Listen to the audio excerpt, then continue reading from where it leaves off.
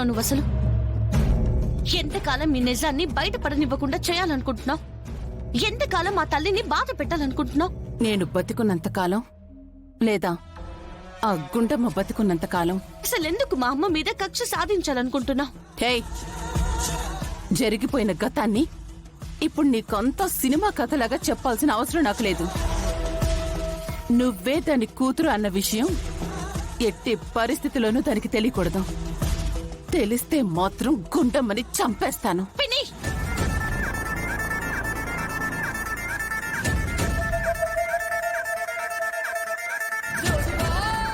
ఆ మాట మాట్లాడావంటే ఇప్పుడే నేను నిన్ను చంపేస్తాను.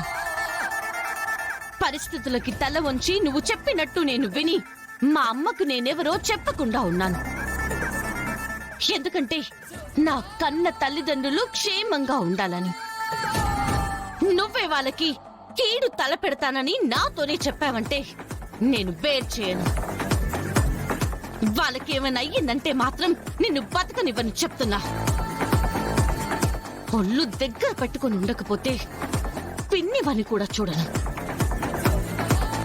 నాకు గాని తిక్కరేగిందంటే ఇక్కడ నీకు అక్కడ నీ కూతురికి రేవెట్టేస్తాను.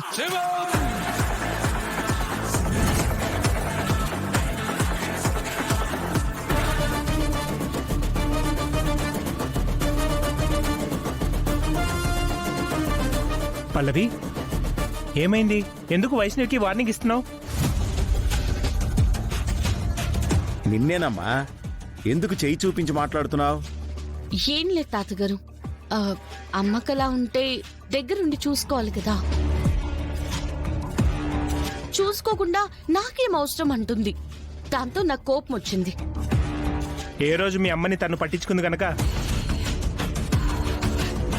అమ్మా పల్లవి, మీ అమ్మ తనని చెల్లెలు అనుకోవడమే కాని తనెప్పుడూ మీ అమ్మని అక్కలా చూడలేదమ్మా.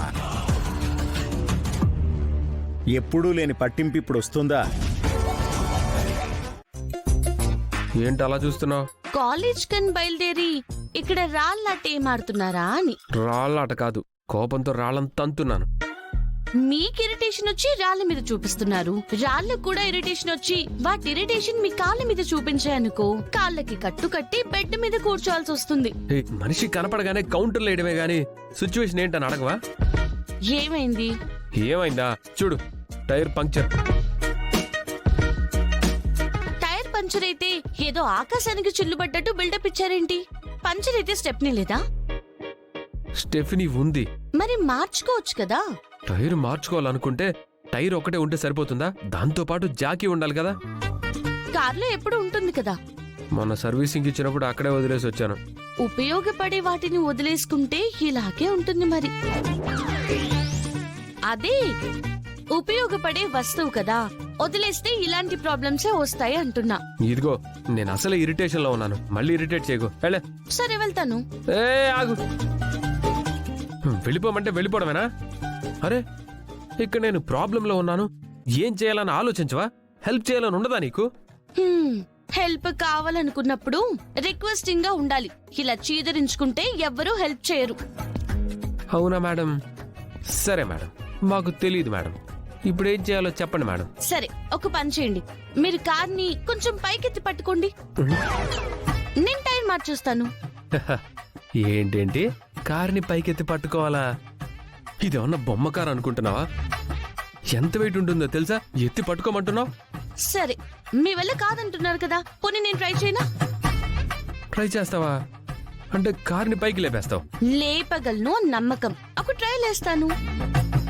అసలు నువ్వేమనుకుంటున్నావా? అసలు నేను మరీ అంత ఇర్రోడ్ని అనుకుంటున్నావా? నేను లావుగానే కాదండి, బలంగా కూడా ఉంటాను. బలంగా ఉండే వాళ్ళ వల్ల కొన్ని బెనిఫిట్స్ కూడా ఉంటాయి.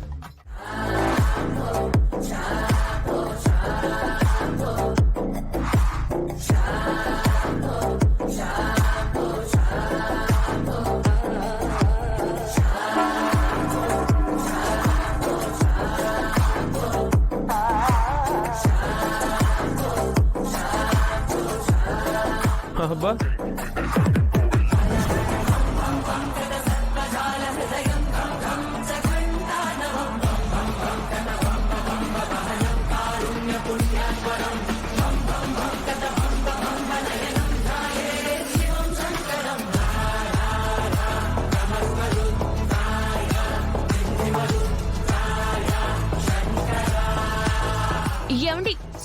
కదా?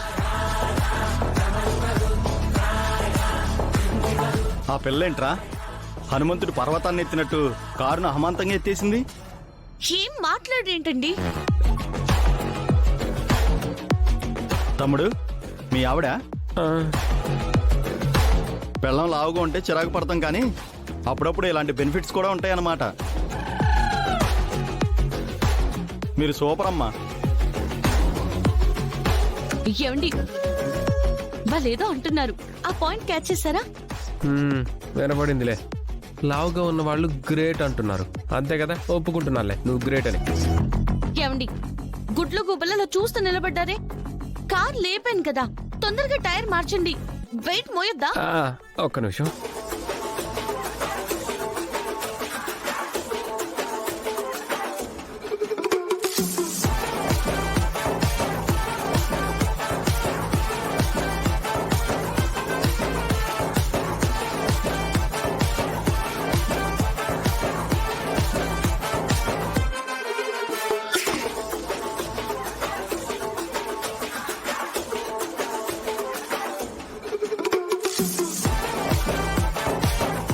అయిపోయిందా అండి?